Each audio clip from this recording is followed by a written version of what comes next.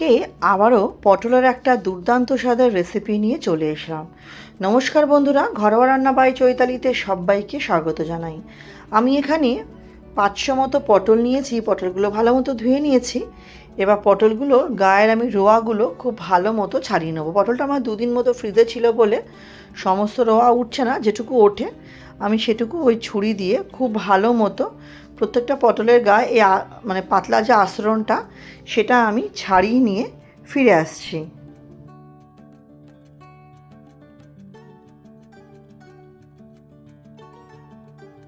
প্রত্যেকটা পটলের গায়ে আস্তরণ ছাড়ানো হয়ে গেছে। পটল এবার কেটে নেবো। পটলের দুদিকটা কেটে নিয়ে পটলটাকে আমি লম্বায় 4টে ফালি করব, মানে 4 ভাগ করবো লম্বা লম্বা করে।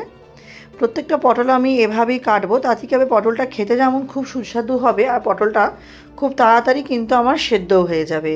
তাই আমি সবকটা পটলই একই রকমভাবে কেটে নেবো। কেটে নিয়ে আমি ফিরে আসছি।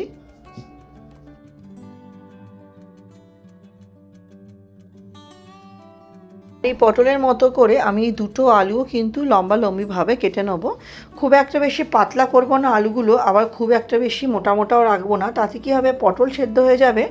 আলু বেশি মোটা রাখলে কিন্তু আলু সেদ্ধ হবে না। তাই আলুগুলো আমি খোলা ছাড়িয়ে একটু লম্বালম্বিভাবে কেটে নেবো। দেখুন, প্রথমে মাঝখান দিয়ে এরকম ফালি করব, তারপর আরেকটা মাঝখান দিয়ে এরকম ভাগ করে একটু সরু সরু করে কেটে নেবো। খুব একটা বেশি সরু পাতলা করব না, আবার খুব মোটা রাখবো না। এরকমভাবে আমি প্রথম আলুটা কেটে নেওয়ার পর দ্বিতীয় আলুটাও আমি একই রকমভাবে কেটে নেব। দেখুন, এরকমভাবে প্রথম আলুটা আমার কাটা হয়ে গেল, তারপর দ্বিতীয় আলুটা আমি একই রকমভাবে কেটে নেব। আমার রেসিপি আপনারা কে কোথা থেকে দেখছেন অবশ্যই জানাবেন বন্ধুরা। আপনাদের সুন্দর সুন্দর কমেন্টগুলো পড়তে যেমন ভীষণ ভালো লাগে, আপনাদের কমেন্টে আমি রান্না করার উৎসাহ পাই। আলু পটল কাটা হয়ে যাওয়ার পর ভালো মতো ধুয়ে নিয়েছি। তারপর একটা বড় পাত্রের মধ্যে আলু পটলটা একসাথে নিয়ে নিলাম। নিয়ে নুন হলুদ দিয়ে একটু ভালো মতো আলু পটলটা ম্যারিনেট করে নেবো। প্রথমে হাত দিয়ে এটা আমি মেখে নেবো, তারপরে একটু বাটিটা হালকা একটু ঝাঁকিয়ে নিলে কী হবে, নিচের যে আলু বা পটল পড়ে আছে সেটা আমার উপর দিকে চলে আসবে, আর প্রত্যেকটাতেই নুন হলুদটা খুব ভালো মতো কিন্তু মাখানো হয়ে যাবে। এরকমভাবে নুন হলুদ দিয়ে পুরোটাই আমি মেখে নেব। আলু পটলের রেসিপিটা রুটি পরোটা সব কিছুর সাথে যেমন দুর্দান্ত লাগে, ভাত দিয়েও কিন্তু মন্দ লাগে না। অন্যদিকে দেখুন, আমি কড়াই বসিয়ে দিয়ে কড়াইতে দিয়ে দিলাম সাদা তেল। আমি রান্নাটা সাদা তেলে করব, আপনারা যদি চান সর্ষের তেলে করতেই পারেন। ফোড়ন দিলাম 1 চামচ মতো কালো জিরে আর 2টো শুকনো লঙ্কা। আপনারা চাইলে সাদা জিরেও ফোড়ন দিতে পারেন, আপনাদের পছন্দ মতো ফোড়ন দেবেন। তারপর আমি আলু আর পটল যেটা নুন হলুদ মাখানো ছিল সেটা দিয়ে দিলাম। সেটা দিয়ে একটু ভালো মতো আমাকে কিন্তু ভাজা ভাজা করে নিতে হবে, যাতে আলু পটলটা হালকা একটু আমি নরম করে নেবো আগে। কারণ আলু পটলটা একটু নরম করে নিলে তারপর বাকি যে জিনিসগুলো মেশাবো তো সেগুলো তো তাড়াতাড়ি আমার ভাজা ভাজা হয়ে যাবে।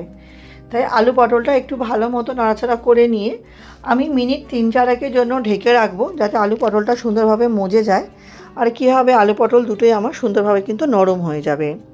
আমি 3-4 মিনিট পর ফিরে আসছি। 3-4 মিনিট পর দেখুন, আলু পটলটা কিন্তু পরিমাণে অনেকটাই কিন্তু কমে গেছে, কারণ এটা মানে ভালোই নরম হয়ে গেছে। এবার আমি এটাকে আর একটু ভালোভাবে নাড়াচাড়া করে নিচ্ছি।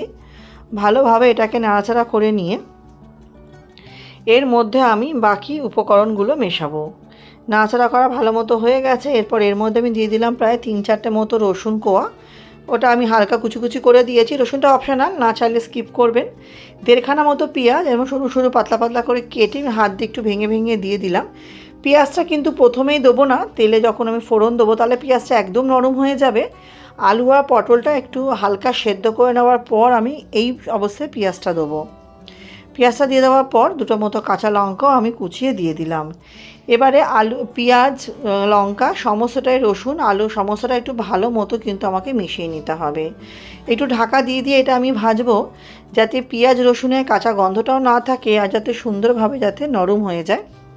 তার জন্য আমি এটাকে প্রথমে ভালো মতো নাড়াচাড়া করে দিয়ে এটাকে আমি মিনিট 4-5 জন্য আবার ঢেকে দেবো। তাতে কী হবে, খুব ভালো মতো সব নরম হয়ে যাবে এবং সবগুলো খুব সুন্দরভাবে কিন্তু একসাথে মিশে যাবে। এবার আমি কিছু গুঁড়ো মশলা দিচ্ছি, তার মধ্যে দিলাম স্বাদ অনুযায়ী নুন। এখানে আমি কাশ্মীরি লঙ্কার গুঁড়ো দিয়েছি 1/2 চামচেরও কম, আর দিয়ে দেবো হচ্ছে ভাজা জিরের গুঁড়ো। ভাজা জিরে গুঁড়ো দেওয়ার ফলে কী হবে, খুব সুন্দর একটা মানে স্বাদ আসবে আর গন্ধটাও খুব সুন্দর হবে। এবার খুব ভালো মতো আমাকে কষিয়ে নিতে হবে। খুব ভালো মতো সময় নিয়ে আমাকে এটা কষিয়ে নিতে হবে। এর মধ্যে আমি জলের ব্যবহার করব না, এটা ভাজা করছি, সেই জন্য এর মধ্যে আমি জলটা দেব না। কষাতে কষাতেই দেখবেন ভাপে ভাপে এটা আমার পুরোটাই সুন্দরভাবে নরম হয়ে যাবে। আলু আর পটলটা সুন্দরভাবে কিন্তু আমাকে কষিয়ে নিতে হবে।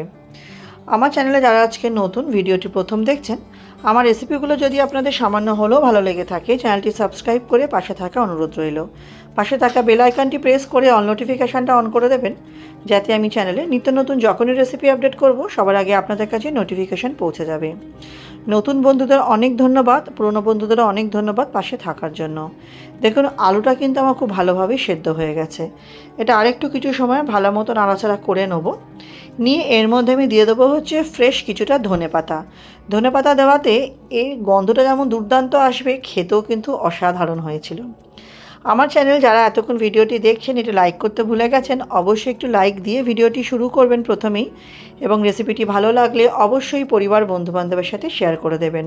আপনাদের একটা শেয়ার বা একটা লাইক আমাদের এগিয়ে যেতে অনেক সহযোগিতা করে। আমার কিন্তু ভাজাটা রেডি হয়ে গেছে। আমি আরেকটু কিছুক্ষণ নাড়াচাড়া করলে এটা রেডি হয়ে যাবে। অল্প একটু চিনি দিয়ে দিলাম, দিয়ে চিনিটা একটু মিশিয়ে নেবো। চিনিটা দেওয়াতে স্বাদটা ব্যালেন্স হবে, মিষ্টি হবে না। যদি না চান স্কিপ করে যাবেন। ভালো মতো একটু খুন্তি দিয়ে নাড়াচাড়া করলেই এটা আমার রেডি হয়ে যাবে। কিছুক্ষণ স্ট্যান্ডিং টাইমে রেখে গরম গরম পরিবেশন করব। এটা আমি রাতে পরোটার সাথে পরিবেশন করেছিলাম, আপনারা চাইলে রুটি বা ডাল ভাতের পাশেও খেতে পারেন। এবার পরিবেশন করে দেখাচ্ছি একটা সার্ভিং বলে, আর পরোটার সাথেও পরিবেশন করে দেখাবো। তাহলে বন্ধুরা, রেসিপিটা কেমন লাগলো অবশ্যই আমাকে জানাবেন। আমার সাথে রেসিপিটি শেষ পর্যন্ত ধৈর্য সহকারে দেখার জন্য আপনাদের সবাইকে অসংখ্য ধন্যবাদ। আজকের মতো ভিডিওটা এখানেই শেষ করছি। সবাই খুব ভালো থাকবেন, সুস্থ থাকবেন।